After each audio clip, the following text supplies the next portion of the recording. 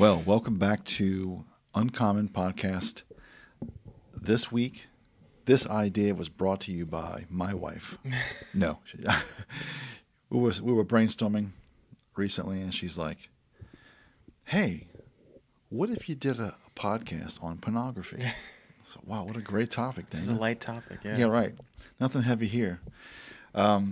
We've done devotions and originals about this topic before, but never done a podcast on it. So I thought it'd be good for us to touch on a few things, especially maybe some stats that people probably don't know, or just a refresher, some resources and that type of thing. So our first segment is going to be around exposure, access, and cultural normalization. The TV that you grew up with, the content, is vastly different than what I grew up with or my parents. Sure. I mean, I still see a meme once in a while that showed a dress that Mary Tyler Moore, there's your blast from the past, wore that was just outrageous. I Love Lucy, separate beds. Probably the only one I can think of, and that started happening differently, was like the Brady Bunch, when it showed like Carol and Mike in bed together, sitting up reading a book or whatever. Yeah. So to say times have changed is an understatement. Sure. So pornography is not just a personal struggle, it's a cultural stronghold, and it's become widely accepted, easily accessible, and deeply embedded in our society, affecting men and women. People don't think that, at an early age, and it shapes how we view sex, relationships, and even our own self-worth. Sure. And so when we talk about a few things, I wanted to give you just a broad view to start with and dial in a little bit.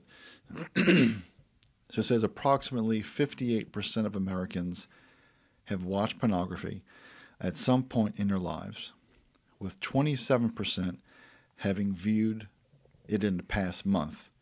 And then I would add 100% lie about those numbers. So I've always heard things like, it's a multi-billion year industry. Yeah. So obviously someone is supporting it. And so our verse is going to set the stage for us, going to set the bar, and that is Matthew 5:28. But I say to you that everyone who looks at a woman with lustful intent has already committed adultery with her in his heart. So you've already seen this document, right? Yes. Okay, so you already know the answer to this here. But when I was doing research on this years ago, writing another devotion or around this, I was shocked about the age of exposure. So the average age of first exposure, not the age, it's an average. If somebody's much lower than this, Yeah. is around 11 years old. Yeah. And so I can remember back when, before the internet, I sound like an old timer right there. I won't quote the price of milk and eggs, but the magazines, the adult magazines, were at drugstores or gas stations. Behind the counter, they had like blockers in front of the cover.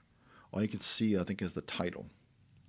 I don't know exactly how many they had. I only know of Playboy and Penthouse. That's the ones that were the big ones, right? Sure. But in my head, I'm like, man, what are all those books back there? Because remember, I'm a kid standing 8 feet from that. My parents probably buying cigarettes. And so that was our exposure to adult magazines.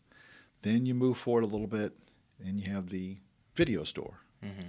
Not all of them were Blockbuster.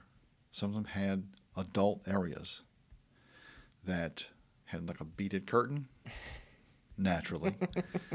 If you've ever gone into a video store like that and seen that area, you're like, one, what's back there? Two, I don't want to know what's back there, right? Because the people that are coming in and out of that thing, it was never like, a train of people back and forth. Yeah. But that poor soul who did go back and forth from out of there, I'm sure got some looks. Sure. And so that was my, say, under 20 childhood exposure to porn. We all probably knew someone who had a Playboy magazine. Definitely our dads did, but some of our older friends, maybe high school, in college, or if you had an adult friend like, in his 20s kind of thing, that person probably had some. And so then you move forward to how it is today. Sure. And I would imagine that many men had said on some of the stats here that were first exposed through to porn through a friend. I remember when Madonna posed for Playboy. It was more, well, obviously to see her naked, but it was more novelty than anything. Like, hey, Madonna's in Playboy kind of thing. If you had an older sibling, somehow they got their hands on one, because I think there was a age restriction. Now, it was probably loose, because I remember buying cigarettes for my dad at like maybe 12 years old. I'd run down to the convenience store, give me 2 packs of Marlboro, red, whatever they are. I'm back at the house. Here you go, Dad. Never a question. I must have bought, I haven't smoked a cigarette my whole life. I must have bought 40 cases of cigarettes in my life. Goodness. Oh, easily. 2 packs at a time. And society makes porn a bit of a harmless entertainment. Sure. We've kind of played that down, ignoring some of the consequences.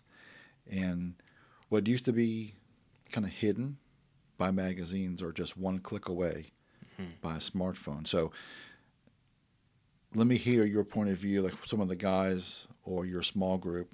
Have this topic ever come up? Sure. I mean, this is the I just saw Babylon B post about this to save time in prayer group. They just prayed for everyone struggling with porn in the group just to save time. I mean, many guys have struggled with it. I know very few who have overcome it fully. Sure. But like, I know for a lot of guys, it was an innocent search, an innocent click, one wrong look to the left, and you get sucked in. Right. I've heard that porn is one of those things that you never forget the first time you looked at it. Sure. And it just destroys you psychologically.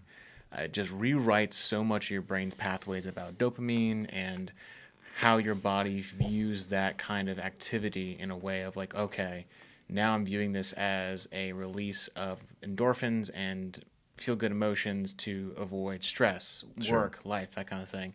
That's how, for many guys, it became this pulling sensation of, I'm going down the drain for this really bad habit because my brain has been altered quite drastically. Sure. And in that stat, 11 being the average, being that young, exposed to pornography, man, that just changes you. Oh, yeah. And so I think it's, like you said, you could still get it. I think there was some more barriers between you when you were younger in that. Sure. I think because so many of those barriers are non-existent now. There are none now. That it's just way easier to fall into. So a lot of guys don't even realize. I mean, I'm on Instagram and I get an ad come up about some kind of Viagra thing, and I'm like, I know I don't have anything in my feed that points to that because I'm a dude and I'm in my 20s. I mean, I can't tell you how many Trojan condoms ads I got in college just because I was a dude and I was in my 20s and I was listening to Spotify. like you said, our culture focuses so much on the making it commonplace. I mean, the joke about OnlyFans. I mean, that is the I keep forgetting about OnlyFans, right? Yeah. Everyone jokes about having an OnlyFans account, and that whole Now, thing. is that full nudity? Or That is basically you are watching. I think it's a stream of the person being fully nude. Oh, okay. In a variety of things, but I mean, that is the entryway drug for many guys because it's so prevalent. So many women out there do that and fall back on it, and because they earn money from that. Yes. On the stream or whatever. Yep. Okay. And so it's really sad to see how ingrained it is in our society. Of like, I mean, you mentioned about the clothing thing. I mean, we just had was it the Grammys with Kanye West and his wife walk across the stage. Sure. And I didn't see it, but we saw many people talking about how basically she was just naked, just completely see-through dress kind of thing. Sure. And that is like not immediately balked at. That's just, I mean, people are talking about it, but there's no one going, whoa, let's not do that here, guys. Like, no one that I know of kind of stepped in and like said, can you put something on kind of thing? Right. Pause these cameras. Take your ass off this red carpet and go home and think about what you're doing. Yeah. Go home. Go think about what you did. I mean, that's a good view of how things have changed for the worse in this scenario. Oh, yeah. When that can be pulled off and no one immediately goes, yo, let's not do that, and immediately like sends them home or cuts cameras and keeps rolling, that tells you how commonplace the world has tried to make sexuality and pornography and lust in general. I mean, there's entire areas of bookstores dedicated to these kind of like very they call them smut, just very pornography based books. Yeah. I mean, there's a whole thing about that has kind of revitalized these bookstores into making more locations because so many people are going out and buying these books. And you can see that it doesn't just have to be visual. It can be auditory, reading, that kind of thing. But the thing is that for most guys, they don't even look for it and they see it anyway. Sure. And, you know, as that verse talked about, is you just look at a woman, and you've lust in your heart. And it's just so hard, I think, in this culture nowadays, unless you just completely unplug from social media and entertainment in general, to completely isolate yourself in that scenario. So we talk about in our day job of digital marketing that a person is sold to over 3,000 times a day. Mm-hmm. If I had to guess, of that 3,000 times, the percentage is around sex. I would say at least half. At least. Yeah. And it's not just like whatever OnlyFans or something overtly like click on here to see sex, with naked women. It's scantily clad women selling some whatever. The GoDaddy commercials, if you remember how bad those were at a time. Right, GoDaddy's, the Hardee's commercials. Yeah. I mean, Jennifer Lopez has been showing her body to me for the last 20 years at every turn. And so I hate to break it to you, I really don't need to see you, woman. I'm married. But I think also with, as it being more available, but with AI, it can create any image, a deep fake, and the more that text to video becomes a thing, that's got to be, every time I've heard how some technology has gotten developed, its roots are always from porn. They develop it there, and then it gets to the masses because, well, we got it figured out here. Let's just do that there, Yeah. And so things like Instagram and TikTok and YouTube or any of these, I remember when I first created my Instagram account. Actually, we were doing your driver ed stuff. You and I were driving around some Saturday morning. I had created it either that Friday before or that morning. And all of a sudden, I got either a phone call or an email from one of our church clients his wife somehow saw my Instagram, and I couldn't even tell you what my Instagram handle is right now. But she saw my Instagram thing, and apparently it got hacked because it was liking all these images, I guess, of women. I don't know what the range was, but she told her husband, who was the pastor of the church, he contacted me, and I said, "It's what now?" I had to go and change my password to the account because I guess it got hacked. Yeah. Maybe that's why I don't use Instagram that much. I don't know, but that was every bit of, 10, 12 years ago? So that was during the time frame where Instagram very openly like showed other people what you liked. You can still kind of see that now in Instagram if you go hunting for it, because every once in a while I will get a little image on my feed of so-and-so in your friends list has liked this photo, and I'm like, because I don't remember following that person. Oh, okay. It's very weird about it. It's not as readily shown to everyone, but I mean, there's guys that I know back in college who I still somehow have on my friends list, and every once in a while he'll like some girl in a bikini, and this dude's married, and I'm like, I'm sure that makes your wife feel real great about that moment, huh? Well, that tells you, I didn't even know, I still don't even know that shows that. I don't really use Instagram that much. But things like TikTok. When I first started using TikTok, that was one of the things that was shown. And then as you dislike, not interested, that kind of thing, you start to train that algorithm what you like. So now it's around Christian stuff, funny things, food, barbecue, vinyl records, that kind of stuff. Yeah. I have not seen a bouncing woman in a bikini on my feed in TikTok in probably 2-3 years since I started using it. Yeah. But you could see, and we've had friends that they've had children. The young girl was about 13, got on TikTok and was exposed to some of the stuff. And once you get it in here, it's incredibly, if impossible, to get it out. Yeah. And so I think it's only going to get more difficult from an accessibility standpoint because you could just see that, Google glasses or Meta glasses is going to start to become things that we don't have to search. It may be a biochemical reaction. They say, hey, we can tell you're cold. This jacket's on sale, so right? Well, good luck when you tap into a bunch of guys, right? It's going to be a lot of advertisements around hormones, right? So that's the accessibility trap, right? It's too accessible. And from a parent standpoint, it is very frustrating that you might have all these barriers and protections around your children, and then someone, a school, a movie, magazine, app, exposes your child to something that you'll never get out of their system. Yeah.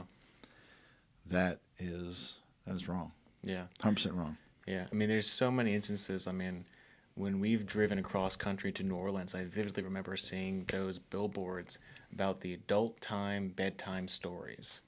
And they were like basically brothel motels. Oh, really? Okay. And I remember seeing that and going, what grown man wants a bedtime story read to him? And then I saw like the outline. I was like, oh, that's a different thing. But like there's nothing stopping that from being seen. I mean, now these are billboards? Yeah, the billboards just out in the open. I mean, that was probably like 5-7 years ago kind of thing, back when we were driving back and forth from New Orleans. But well, we always see, not always, but we've seen the I won't even mention the name of it, but the adult toy kind of man-woman billboard thing. And Mom and I were driving somewhere, and she's like, I didn't know they had a storefront. And it was like, it wasn't like far back off the road. It was just there like a mattress mart. It was right there. You could actually see mannequins inside the window from the street. Oh, wow. And so, yeah. So the darker side of this is human trafficking and exploitation, right? Most men don't realize that porn fuels sex trafficking industry. So one of our clients used to be very much into going to events and trying to minister to women who were probably being coerced at the event for the sex trade. Because I don't know if you knew it or not, they had stats on this that things like the Super Bowl, World Series, NBA, Mardi Gras, big events were a big draw to bring customers to that event and provide entertainment, quote unquote entertainment for them. Wow. So events like that would skyrocket sex trafficking. You know, the stats are many women in the adult film industry were forced or coerced into trafficking or participation. I'd imagine that there are some out there that, look, this is a job, I get paid well, whatever. Sure. I don't know if a lot of women, if not most, were like, man, I want to be an adult film star when I grow up, kind of thing. Sure. It doesn't seem like it's a natural draw, although looking at today's culture, the look at me crowd out there begs to be seen. Sure. And once you remove any kind of talent, personality, skill, and like, well, all I have is my body, so I'm going to show it to you, kind of thing. Like, I don't know Kanye's wife, I don't even whatever know her name is, Banana, whatever it is, it's a B, I know that. I don't know anything about her, other than you were just naked on the red carpet. Yeah. Wasn't too long ago that Kanye was recording worship albums. Yeah. Does everybody remember that? Yeah. So watching porn isn't just a personal struggle. It's supporting an industry built on abuse and manipulation. And so that was kind of a weird list of porn isn't just pixels, it's people. Sure. I mean, I've always heard the statement like, you know, that woman you're looking at is someone's daughter, someone's wife. Right. You know, it's not just this. I think that there's this huge disconnect between the idea of watching something, right? Yeah. That like guys can be like, oh, I'm just watching this thing. It's not a person. This is just a vehicle to deliver the dopamine in my brain. Yeah. And so, you know, the idea that that's someone's daughter, that's someone's mother, that's, you know, somebody's to something. Right. Sister. Whatever. Yeah. But like you said, I mean, the OnlyFans thing, there's a huge thing of like, there are women who are doing that solely for the money, but at the cost of so much, you know, personal worth, value. Like other people don't view her as like, yeah, you got these dudes paying money online to see you naked, but in the real world, they're like, I don't view you. You're just selling your body, kind of thing. So I forget what show it was. I was at an event, like a boat show or something like that. This was many years ago. And we passed by some booth, and there was an adult film star. But I think she was from the past. Like, well, when I turned around, she's wearing this, like, one-piece, like, unitard, right? Form-fitting. And it was just a little sad. I'm like, you may not want to wear that, and you've had some mileage. Yeah. And so it's not an attractive thing. It's just, I guess, a name thing. Like, so-and-so is going to be here, kind of thing. And so we just walked up and down the aisles, and somebody said, oh, that's so-and-so from whatever. And I turned, and I'm like, ooh, really? Okay. That's the best we got right now? Yeah. Okay, let's keep moving. So to touch on your spiritual and relational impacts, so you said porn rewires the brain, making men view women as objects, not just the chemical reactions. It destroys intimacy in marriage because then you start to create these unrealistic situations that maybe your wife doesn't even know you're doing this. Yeah. You're watching that, and all of a sudden you're like expecting things from her that she doesn't feel comfortable with. Yeah. And at the end of the day, it does isolate men in shame. Mm-hmm. I think after everything's over, I think there is some shame, there's some guilt. Obviously, there's maybe some repentance, and then maybe there's some, I'll see you next time, that type thing. It keeps them from an authentic community and any kind of accountability. Sure. And because they're not looking for change, right? And so I think, I don't know when it happened, but North Carolina made some changes to, there's a bunch of states made changes to access to pornography. Okay. And I think it may have been an age thing. Oh. And I'm like, why is this now just being changed? Right. And so apparently people were up in arms that under 18 could not access a porn site, whatever ones do this. Sure. And I'm like, shouldn't this already be a thing? Right. Right? Because the damage has been done at this point, for at least the people who've seen it. I mean, you can't drive a car below, 15 and a half, 16 years old. Yeah. That's a thing. We shouldn't be just now saying, hey, you know what? Little Billy, who's 6, he can't drive anymore. He can't drink. He can't drink. He loves his Jack Daniels. Oh, goodness. So our challenge for our listeners in this segment is to reflect on how porn has shaped your thoughts, your relationships, your faith. And just take one step today, whether it's installing some accountability software. We'll discuss that in the second segment. Confessing to someone, maybe even cutting off access and praying about it. Be honest, if this has become a habit, you're not alone.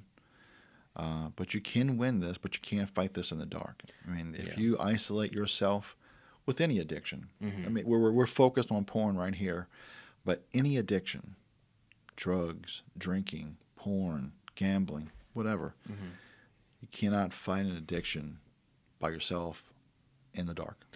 Yeah. I had a friend who was telling me that the biggest stumbling block when it comes to any kind of addiction-based thing is using shame as a crutch to not talk about it. Oh, yeah.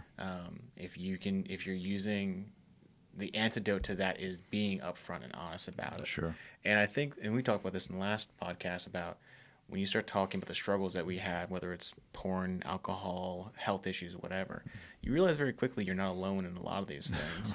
Right. I mean, it's sad to say that, but you do know that you're not the only person dealing with lust, right? We all human. We all deal with that, whether it is porn or maybe it's just bad thoughts that we've had, whatever kind of thing. But I think it's taking that step that's always the hardest part, because the thoughts that go through the brain are, well, they're going to view me differently. Sure. They're not going to associate with me because of the struggle that I'm going through, or X, Y, and Z. Talking about that to your family and loved ones. Yeah. Can be very difficult, because you're like, oh man, they're going to really view me differently if I talk about this. And you were a Christian. I thought you were supposed to be perfect. Yeah. What did you think?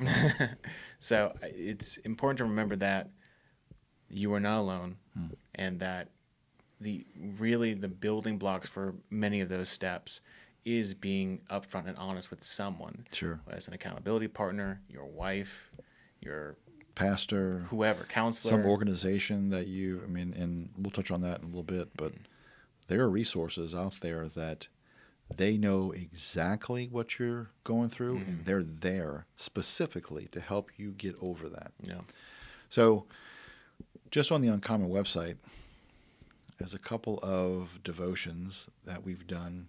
One is Delusion of Porn, or the Porn Delusion. One's called I Spy, and one's called Man Eyes. And so those are free to access either on the Bible app or on our website at uncommen.org. But we are working on some additional content around this topic. That's going to be probably an original or a Devo Plus. And so I'll look for that in the near future. But that's just 3. And we've probably written articles about this as well. So be sure to check out uncommen.org. And in the meantime, stay tuned for one of our sponsors. Uncommen would like to thank today's sponsor, Studio 490 Digital Marketing. Elevate your business with Studio 490. Our expert team offers tailored web design, SEO, Google Ads, and social media management. Visit studio490.com because your success story starts today. All right, everybody. Welcome back to the Man-to-Man Podcast. We're in our second segment of the porn-focused podcast. We talk about the pitfalls in the first one, some of the statistics. And to the second one, we're talking about the path of recovery. Accountability, healing, transformation, a lot of the tools that we talked about at the beginning part, mentioned those. Right. We'll be diving deeper into those parts.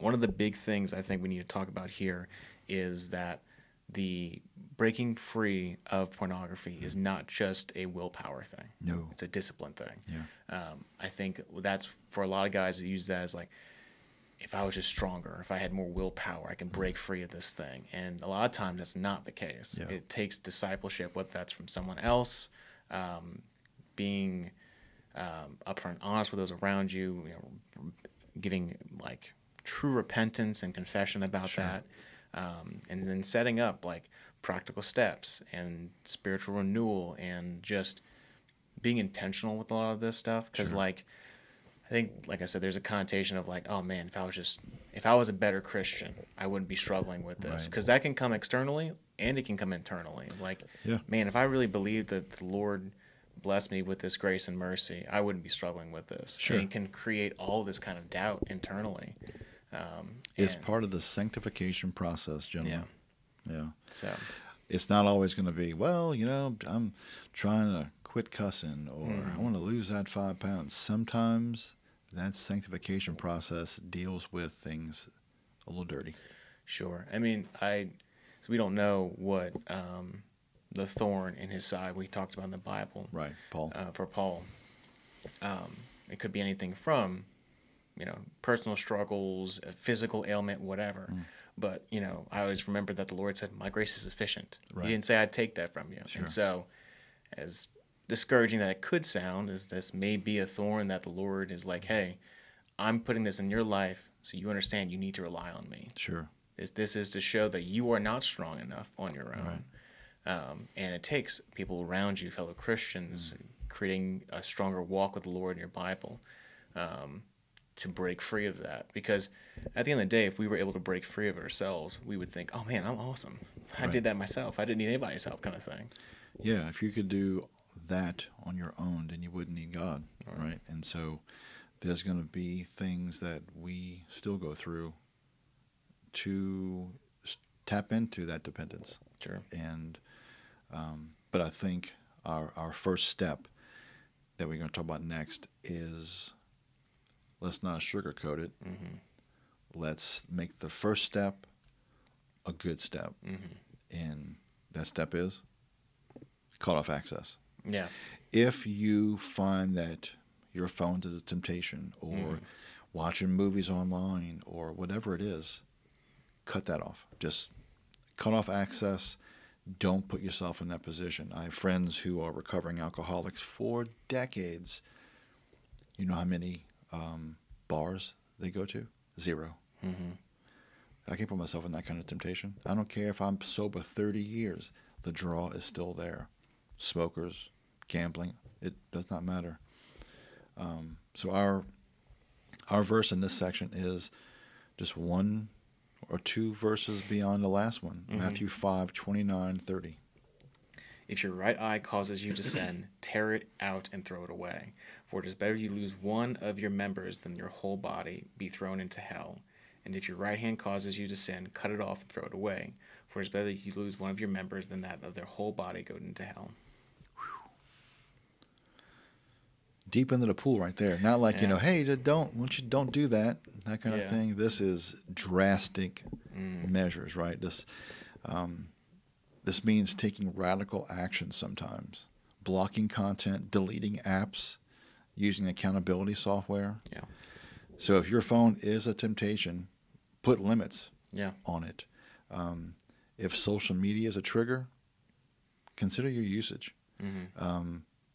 I mentioned about the Instagram hacking that I went through. I don't even think these apps need to hack anymore to expose you to some bad content. Sure.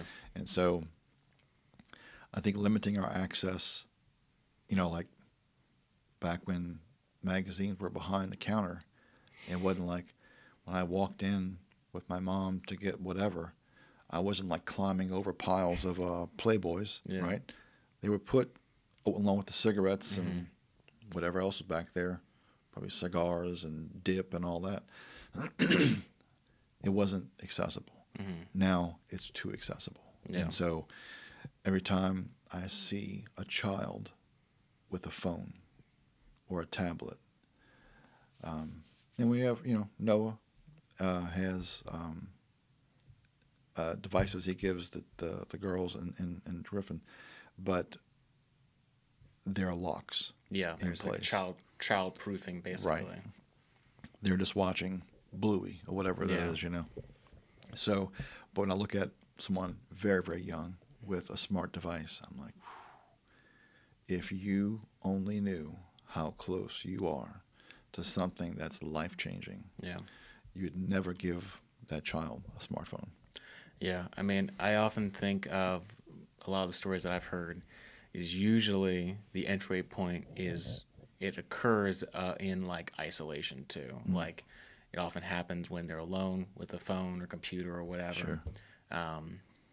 And that progresses throughout the system of like when they're left to their own devices, even later on down the road, that's when they stumble and fall, right?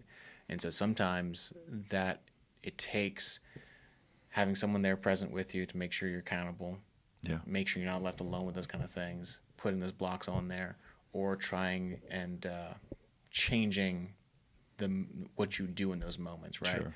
Like when standing in line at the grocery mart waiting for the person in front of you, do you immediately pull your phone out kind of thing? That kind of like that habitual action that you do, like I'm going to pull my phone out and just Google whatever on my phone or look at Instagram, whatever. Maybe that takes every time I'm alone on my phone, I do Bible study or I read God's word or I, call a friend or to pray or whatever. It takes replacing that action with something else that's beneficial as opposed to detrimental. Sure, right. If you find that whatever app you're using and you just can't delete it, put it somewhere that you have to go through like 10 steps to get to it. And maybe move the Bible app on the front page. So it's super easy. It's right there. So step 2, build in real accountability. Ecclesiastes 9-10 says, 2 are better than 1. If either of them falls, one can help the other up. We were never meant to fight these battles alone. No. And so finding a mentor or a small group, an accountability partner to talk about this, because I guarantee you, your mentor is going through the same thing or has gone through the same thing. And so I think, we see this all the time with guys. You're like, if I admit something, it means I'm weak. I don't want to have to rely upon someone else. That means I'm weak. Really get together and just like talk sports and, like weather and all the superficial stuff. Yeah, surface level stuff, kind of thing. And so, I mentioned a couple years back, I had poison ivy. If you walk into a store and you say, I got poison ivy, everybody in earshot, it's like, oh, I had poison ivy. You've walked into that same store and said, I watched porn in the last month. If everybody was honest, every hand, other than maybe below 11, could shoot up to like, oh yeah, I've seen that, So building accountability is crucial. What's our step 3? Renewing your mind and your heart. This is Romans 12:2. Do not be conformed to this world, but be transformed by the renewal of your mind, that by testing you may discern what is the will of God, what is good and acceptable and perfect. This is a thing of like, when we stumble, we have to get back up. Yeah. It is really easy just to lay there and just, well, I've already done it. I've failed. I'll just keep failing kind of thing. But, the Bible talks about do not be conformed to this world, but transformed by the renewal of your mind. The word should be our rest and like oasis in this kind of thing.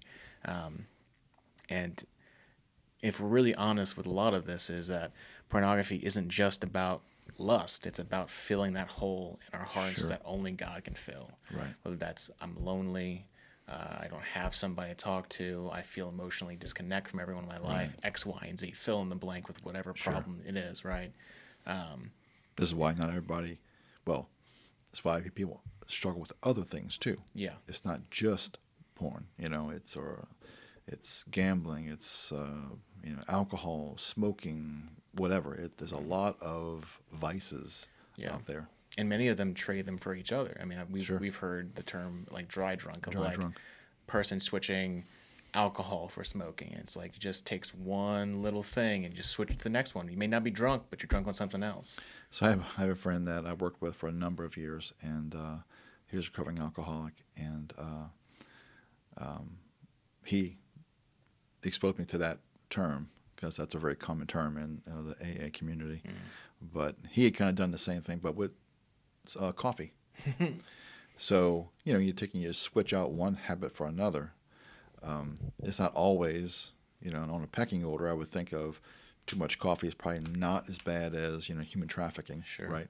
But this person would have a quad shot at home. He'd have a double shot when he came into the office. He had a double shot again at lunch. He had a quad shot when he got home. Is this dude vibrating through time? What is happening? And he never looked like he was like, he wasn't like fidgeting or eyes bouncing. Didn't even faze him. Yeah. So, we were plumped up to replace one habit for another. Sure. We had somebody in our family that gave up smoking. He had to do something with his hands. So he would play 8 hours of solitaire per day. Yep. And that seems crazy. But he's like, I just got to have my hands doing something. Otherwise, I will want to reach for a cigarette. And then cigarettes in the house. But that's what addiction does to the brain. Sure. And so instead of switching it out with something that can't fill that hole in your soul, taking time and whether it looks like worshiping, throwing on some music and worshiping the Lord in that moment, stopping, praying, putting all distractions away, throwing your phone in a different room, whatever it looks like, or even calling up your mentor or going to your Bible study, whatever the case may be, switching out this habit with something that can fill that God-shaped hole in your life with God. Yeah. And so it's easy to probably view this as, if the average is 11, right? Some guys may view this like, I've been struggling with this for years. Sure. And there's no light at the end of the tunnel.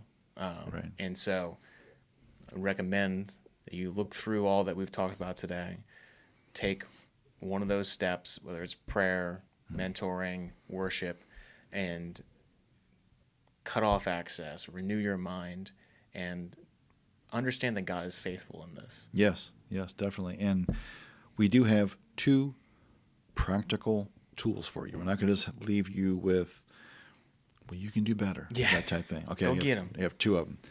Covenant Eyes is a great Christian source that you can install on your computers or your phone.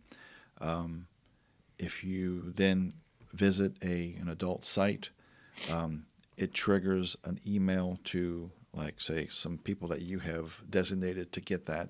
That person then is able to reach out to you right then and say, hey, I see you went to visit the site. Don't do that. Let's pray about it right now. It's called Covenant Eyes.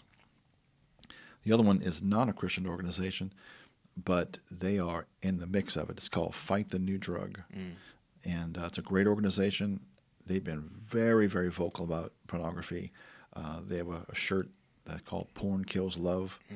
And over a decade ago, we used to have a devotion called Porn Kills Love. And they actually reached out to us. They said, can you not use that title? And we're like, I thought the person who created that got approval. And they said, no, not really. So that is actually what became the Porn Delusion.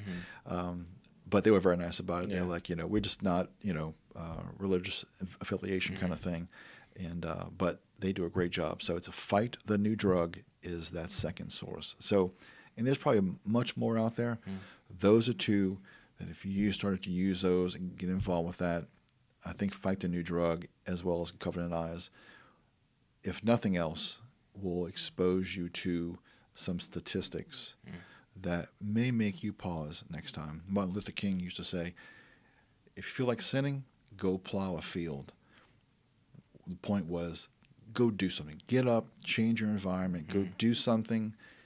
It'll change where you are, what you're exposed to, your mental state. So sometimes we have nobody to blame but ourselves, but there are resources and solutions out there to help. We can set ourselves up for better success than without. Well, that was hopefully challenging and encouraging to somebody out there, man or woman. We never think of women dealing with this too, but I think they said it was 24% of women deal with this. So it's for everybody out there. So let's end it what you always do, Joshua. If you're going to be something, be uncommon.